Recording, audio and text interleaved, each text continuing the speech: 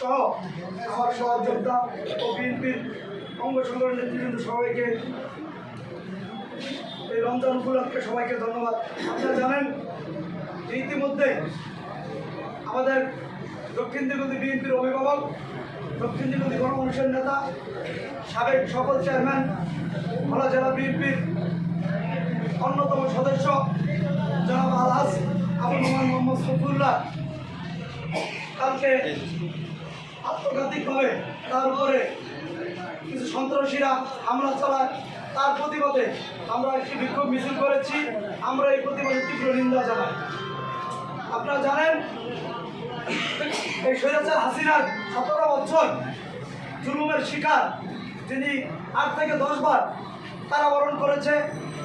Even এই স্বৈরাচার হাসিনার মিথ্যা মামলা, যার বিরুদ্ধে 17 থেকে 18টা মামলা, যিনি তার জীবন বাজি রেখে সংসারকে সংসার মনে না করে আমাদের কর্মীদের পিছে তার জীবন বিলিয়ে দিয়েছে। আমাদের দক্ষিণ দিগন্তী গণমানুষের নেতা আলহাজ আবুল নোমান মোহাম্মদ সফিউল্লাহর বিরুদ্ধে একটি ষড়যন্ত্র চলে।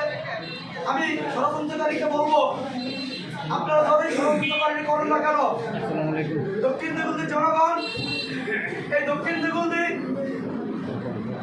বিএনপির প্রতিষ্ঠাতা, ঘরে ঘরে বিএনপি জন্ম দিয়েছে, যার নেতৃত্বে আজকে দক্ষিণ দিগন্তী হাজারো নেতা কর্মী, ঘরে ঘরে বিএনপি নেতা কর্মী, এই সুফল দক্ষিণ দিগন্তী আজকে ঘরে ঘরে বিএনপি আজকে হাতে করে দিয়েছে আমাদের জননেতা দক্ষিণ দিগন্তী সাবেক চেয়ারম্যান আলহাজ আবুল নোমান মোহাম্মদ সফিউল্লাহ। আমরা তার বিরুদ্ধে যত কোনো ষড়যন্ত্র হলে আমরা ষড়যন্ত্র তীব্র তার বাংলা জবাব দেবো ইনশাআল্লাহ। আমি একটি কথাই বলবো, আমাদের ভিতরে দলের ভিতরে ঐক্যমত্য থাকতেই পারে, কিন্তু আমাদের দেশনেত্রী, আমাদের মা সমতুল্য বেগম খালেদা জিয়াকে নিয়ে আপনারা নাটক সাজিয়েছেন। নাটকটা আজকে খোলাসা হয়ে গেছে। আপনারা জানেন আপনাদের সবার সবকিছু ঠিক আছে, আমার নেত্রীর কেন, আমার নেত্রীর ছবির কেন হামলা হলো, আপনাদের ছবি কেন ভালো রাখলো, সেই আপনাদের কাছে আমি বিচার চাই। আপনাদের ছবি সুন্দর থাকে, কিন্তু আমার নেত্রীর ছবিটা কেন এরকম হলো? আপনারা আমাদের বিরুদ্ধে ষড়যন্ত্র করেন। যিনি দক্ষিণ দিগন্তী বিএনপি প্রতিষ্ঠাতা করেছে, ঘরে ঘরে বিএনপি জন্ম দিয়েছে, তার কাছ থেকে আপনি রাজনীতি শিখেছেন। আপনাকে যিনি ছাত্র দলের সভাপতি বানাইলো, যিনি আপনাকে যুব দলের সভাপতি আহ্বায়ক বানাইলো, আপনার নেতা আমাদেরকে বানাইলো, আপনি তার উপরে হামলা করলেন। আপনার সংগঠনের রুল এটা কি হইতে পারে? হইতে পারে? আমরা রাজনীতি, আমি ব্যক্তিগতভাবে বলবো, আমরা সংগঠনের দায়িত্ব পালন করি। আমাদের কাছে সকল সিনিয়ররাই আমাদের হৃদয়ের স্পন্দন। আমরা তাদেরকে ইজ্জত করি, আমরা তাদেরকে সম্মান করি, আমরা কারোর সাথে বেয়াদবি করি নাই। এই বলে তাই না আমি আমার সিনিয়রকে আমি হাত দেবো, কিন্তু এটা আজকে দক্ষিণ দিগন্তীর প্রত্যেকটা নেতা কর্মীর আজকে কলিজে আঘাত লেগেছে যে আমাদের নেতা আলহাজ আবুল নোমান মোহাম্মদ সফিউল্লাহ আপনারা হামলা করেছেন। এই হামলা কেউ মেনে নিতে পারে না। আমরা অতি শীঘ্রই এই হামলাকারীদের বিচার চাই।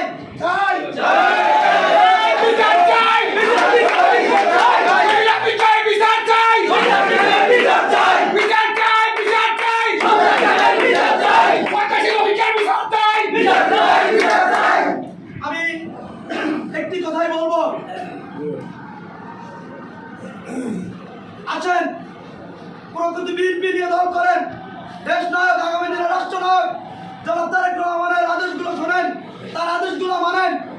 আমরা নব্য বিএনপি নিয়ে আপনাকে দল ভারী করতে আছেন। আজকে এখানে যারা রয়েছে প্রত্যেকটা লোক হামলার শিকার। আজকে 17 বছর এই দলের জন্য তারা পরিশ্রম করেছে, আজকে তারা মূল্যায়ন পাচ্ছে না। পাচ্ছে কি? 5 তারিখের পরের বিএনপি। এটা কি মেনে নেওয়া যায়?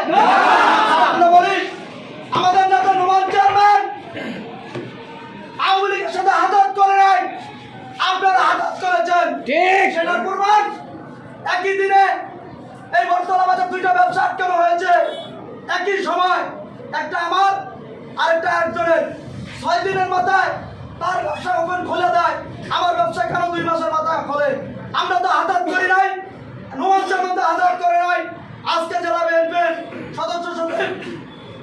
রাইসুল আলম, তিনি আমার ব্যবসা প্রতিষ্ঠান খোলানোর জন্য বহু রকম পরিশ্রম করেছে, বহু চেষ্টা করেছে, তার কথা পর্যন্ত রাখে নাই।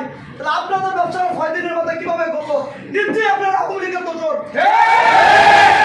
এটাই প্রমাণ।